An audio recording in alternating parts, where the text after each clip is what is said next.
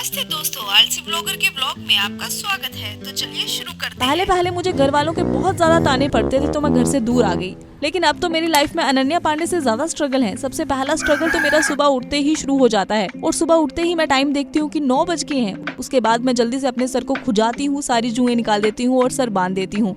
लेकिन फिर भी मेरे अंदर की आत्मा बोलती है कि थोड़ी देर और सो जा, और मुझे याद आता है कि मैंने तो मजदूरी करने भी जाना है। फिर मैं उठती हूँ और जल्दी से प्लेट उठाती हूँ क्योंकि मेस में खाना मिलता है और वो 9 बजे के बाद खत्म हो जाता है। यहाँ मैं अपनी शक्तियों का इस्तेमाल करती हूँ और जल्दी से प्लेट में खाना डाल देती हूँ। और उसके बाद ये जो पूड़ियाँ तुम्हें दिख रही हैं, इतनी अच्छी अच्छी खुशबू तो तुम लोगों को आ रही होगी, लेकिन मैं आपको बता दूं कि ये इतनी भी स्वाद नहीं है। उसके बाद मैं फटाफट से जादुई ब्रश उठाती हूँ और ब्रश करने निकल जाती हूँ।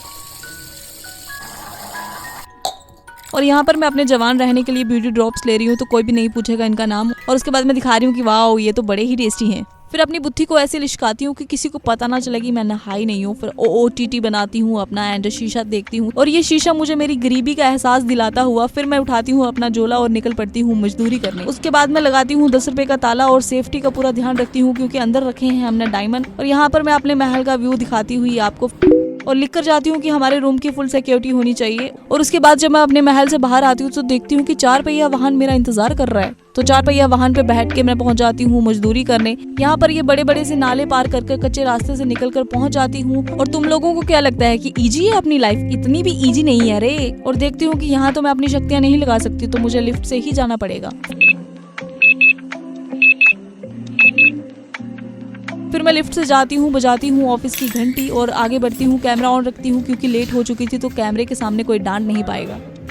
Good morning sir. यहाँ पर मुझे दिख जाता है बड़ा सा मिरर, तो सोचा फ्लेक्स कर लूँ। और फ्री का हैंड वॉश भी दिख जाता है, तो सोचा हाथ भी धो ही लेती हूँ।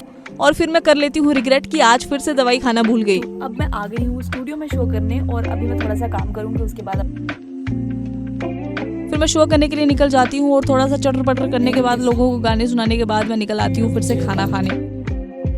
और दूसरों के सामने डाल मार के बोल रही हूँ कि तुमने खाना नहीं खाया, लेकिन मैंने तो खा लिया। और खाना खाने के बाद मेरा घूमने का मन करता है, तो मैं इस कुर्सी पर घूम लेती हूँ। फिर मुझे लगता है कि यार लाइफ में थोड़ी एंटरटेनमेंट की कमी है, तो फिर मैं कपिल शर्मा का शो लगा लेती हूँ और दिन भर ऑफिस में इतना काम करने के बाद निकल पड़ती हूँ घर के लिए।